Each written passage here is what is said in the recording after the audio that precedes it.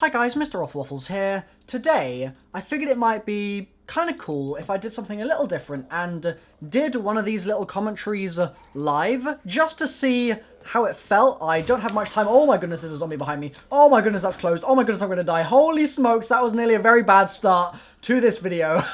But I don't normally do them live, but I've got very, very little time to make this video today, and so I thought, you know what, why not record the gameplay and do the commentary all at once, bosh it all together, and all will be well. So I need to turn on the power here. What I'm going to be talking about is what's left to solve, essentially, in this map. And I want to sort of talk about the fact that this map had its Easter egg solved in 6 hours, which is just a little bit silly, just a little bit, and it kind of left a lot of people in the community sort of thinking that the sort of hype for the map had basically just dissipated straight away, because if you're not looking for the main Easter egg, you're kind of looking for all the other little side Easter eggs in the map. Maybe you're trying to learn some story, stuff like that, and if you've already done all that, then what are you doing? At that point, you've basically finished the things you need to do on the map, and you're getting ready for the next one. But the fact that we solved the main egg in 6 hours meant that people straight away moved on to the side Easter eggs, which I guess are all of the charms, but then they all got solved, and like the music Easter egg's been solved and stuff like that, so pretty much the only real standout thing, at least, as far as I can tell, that is getting people sort of interested in playing this map at all, is this machine right here, Ghosts and Skulls 2. And as of so far, as of the posting of this video, this thing, bit of a mystery, really. People have found the arena for it, so if you... I mean, I won't run there now because it would take a little while, but if you actually sort of glitch out of the map, like I saw someone fall out of the boat, they just fell through the bottom of the boat, they could see the arena under the water outside by the lake, or at least I think that's what they were seeing there, so there's going to be a very similar Ghosts and Skulls arena, just like we saw with Spaceland, but we don't have any skulls. So what's the deal? Or at least if we found some skulls, I'm unaware of it. We certainly haven't solved the damn thing. So it's a bit of a mystery, and it's a mystery that is really quite interesting in the sort of sense of why we haven't made any progress with it so far, because of the fact that if you think about zombies as a whole, right? You think about Spaceland and the reception that we gave Spaceland and the kind of lack of hype building that Activision did at the beginning of the marketing campaign for it. Like, there was very little Infinite Warfare Zombies info, which is, I guess, fair enough, because they never really market zombies that heavily, apart from in Black Ops 3, but Spaceland came out, and it had a load of secrets, and the community was fairly interested in what it had to offer. And we found this machine, and that was a really, really cool addition to Spaceland, the Ghosts and Skulls Easter egg, because we solved the main quest, which was hard, and took a while, and was really a challenge at first, at least, before they patched it, but we then had almost another main quest Easter egg to try and solve, and so the hype kind of got rejuvenated after it was solved the first time with the main quest, because we had this secondary one. But with this map, I think that at this point, people are just fatigued. Like, I was thinking this the other day, and I spoke to a few friends of mine in the zombies community who I won't name in case they don't want to be named here, because a lot of people are really trying hard to just love Zombies in Spaceland and love Infinite Warfare Zombies and love Rave in the Redwoods, but what I noticed is that a lot of them were sharing the exact sentiment that I'm really feeling right now, and that's that too much zombies in a row, it just so happens, is really detrimental to your enjoyment of the mode. And back during, for example, I don't know, let me think, back during, when was it? Revelations, in fact, when we knew that Infinite Warfare Zombies was going to be happening, Lex, very smartly, said, this is terrible. This is just really, really bad. And it's really, really bad. Okay, it's really, really bad that I've got the freaking Sasquatches coming in this round. This is not going to be good. It's really, really bad because of the fact that people are going to get tired of it. And at the time, I was like, no way, man. No way. More zombies? Like, how can you get tired of more zombies? That just doesn't make sense. But it's actually happened, and it's happened in a really serious way, in my opinion. Like, people just aren't motivated to play this mode. Not necessarily because it's awful, because I don't think it's awful. I think that it has issues, and it has stuff, quote-unquote, wrong with it that I would like to see fixed, and I would like to see sorted in future iterations of the game, and could easily be improved upon for sure, by all means, but I don't think that this is some absolute travesty of a mode that is like the worst thing that's ever happened to Call of Duty, by all means. Like, it's a competent attempt, and some of the depth that they have with their Easter eggs is extremely welcomed, and some of the decisions that they've made is massively welcomed. Communicating to the extent that they are with the community is fantastic, but there is still a lot of room for things I suppose to be desired, and I just think that in the context of having come from the biggest year of zombies in zombies history ever with Treyarch Zombies, obviously that was just a mind-blowing, absolutely amazing year of zombies, we've then come to this, and we've already had Exo Zombies as well before that, and it just feels like a bit too much in my opinion. The question is, what does that mean for the next few months? What does that mean for the next CoD game?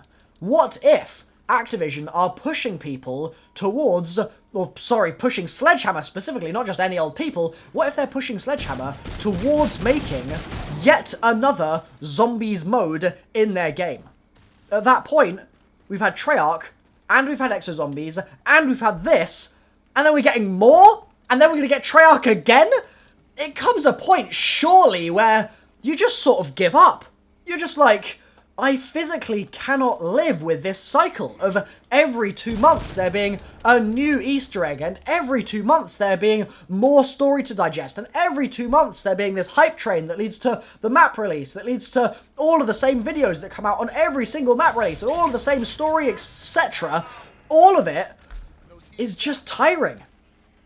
And it's nothing against the Infinite Warfare team, it really isn't, it's just against the fact that this is the way that Call of Duty has panned out this year. I think that it's really unfortunate, because I want to love this mode, but, I mean, my school stuff this year has been ridiculously intense. Like, the last pretty much month, actually, I've been in the library every single day. The last 2 weeks I've been in the library every single day until like 3 AM. Every day, without fail.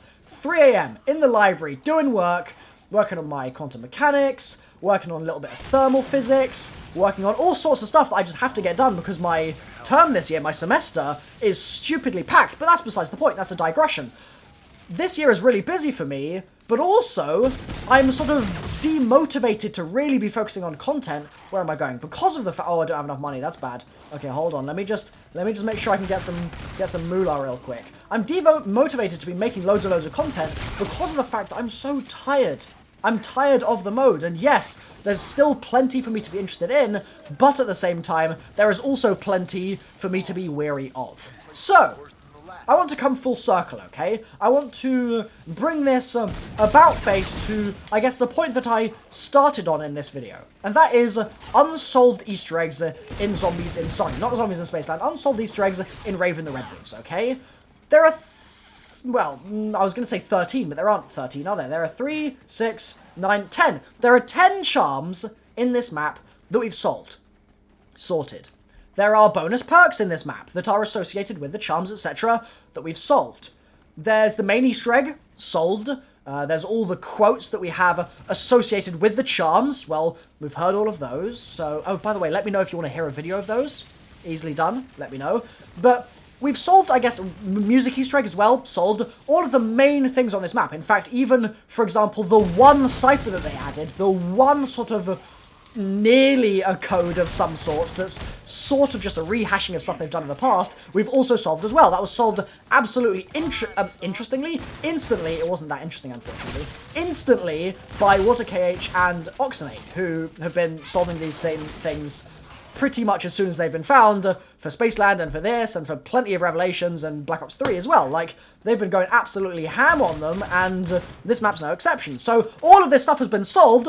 What does it leave us? And the thing that I find a little bit disconcerting is that it's just, as far as I can tell, Ghosts and Skulls 2. Like, sure, maybe there's some more to that guy, for example. Sure, maybe there's some more to the fact that we appear to hear Jay a little bit during the Easter egg, and people suspect that he might be a playable character. Yes, that would be cool. But I'm just a little bit worried that I'm not really sure people care. I'm not really sure anyone is devoting huge masses of time to solving Ghosts and Skulls 2. I think Glitching Queen might be the only person that's doing that right now, if I'm quite honest. Like, she puts an insane amount of time into hunting for these things, and more power to her. And plenty of other people in the community do, by all means, but I guess she's the person that I'm sort of closest to out of those people that I actually am aware of doing the work and that sort of thing. So, wait, what's that noise? I can hear a noise in my flat. It's my phone ringing! I'm gonna have to leave that for a moment. It's my phone ringing in my, I've got my little sort of earbuds connected to my phone and they're buzzing right now, but I just don't feel that people are motivated, and it worries me, because if they're not motivated now for DLC 1, which for Black Ops 3 was arguably one of the most hyped DLCs out of the entire season, what's going to happen in 2 months' time, and in 4 months' time, and in 6 months' time? I asked on Twitter the other day how many of you guys had completed the Rave in the Redwoods Easter Egg, and it was something like 80% hadn't, and 20% had, roughly. And if those are the figures now, what are they going to be like in 6 months? Similarly, if people aren't even playing the map now, are they going to be watching the map in 6 months? What does this mean for the COD community on YouTube in general? Like, I really am curious about where this is all going to go. I'd love for there to be some grand, super interesting Easter egg that we figured out with this chap in here, and you could maybe, I don't know, for example, another cool thing, for example, would be to come through here and to, like, be able to open this door or something, or do something like that, like, yeah, yank on this thing, and, I don't know, some cool stuff happens. Like, that would be amazing, but I kind of feel like that's just an unrealistic dream that isn't necessarily going to come true, and even if it did come true, would people care? I don't know. So what's the solution?